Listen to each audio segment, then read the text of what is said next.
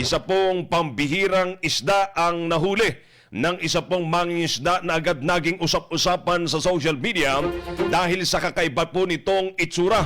Sa halip na karaniwang anyo ng isda, mapapansin sa larawan na tila may mukhang parang tao na nakangiti. Bagay na nagdulot na matinding aliw at pagkabigla sa mga netizens.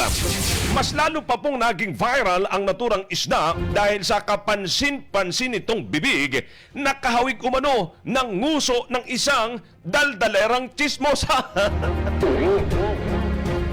Mas lalo pa daw pong naging viral ang naturang isda dahil po sa kapansin-pansin nitong bibig, nakahawig umano ng nguso ng isang daldalerang tsismosa.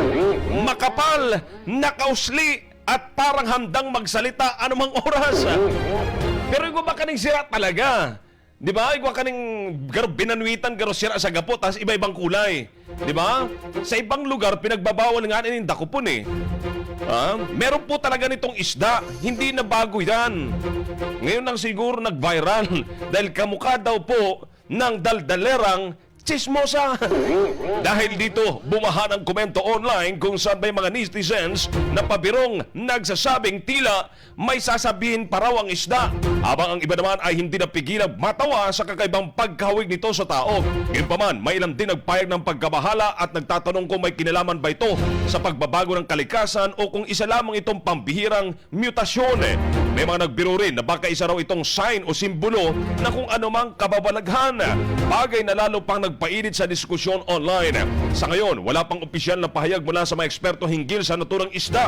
Hindi na bago yan. Meron kami igwa kami dyan na babanwit sa tulayan. Meron po talagang ganyang isda Ngunit paalala ng mga otoridad at eksperto sa kalikasan, malagang iwasan ang pagbibigay ng maling interpretasyon at manatiling mapanuri sa ganitong viral na balita. Samantala, patuloy namang umaani ng libu-libong reaksyon. Ang naturang post patunay na kahit simpleng huli sa dagat, pwede maging instant viral sensation sa panahon ng social media. Biruin mo, sinabi pa na parang kamukha daw ng daldalerang tsismosa. Kaya ho, sa mga daldalerang tsismosa dyan, ang mapupulot nating aral dito, huwag masyadong maging tsismosa. Ugali na ho kasi parang kultura, nasa bloodline na po kasi ng pagiging tsismosa ng mga Pilipino. Pero wag naman hong sumobra, baka ho matulad po kayo sa isdang daldalerang tsismosa. Grabe naman yan. Pero gwa kaya na nababanwit Gwa talaga yung iba-ibang kulay. Tama ba ako itong sira sa gapo na inaapod? Isda sa bato.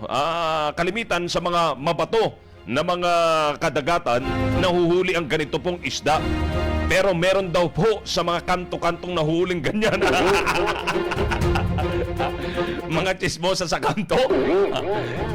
Parang gano'n man talaga ang labi ang ngabil niya, garong hubag ng usok ng daldalerang tsismosa talaga Alas 4:59 po, Linpagaga.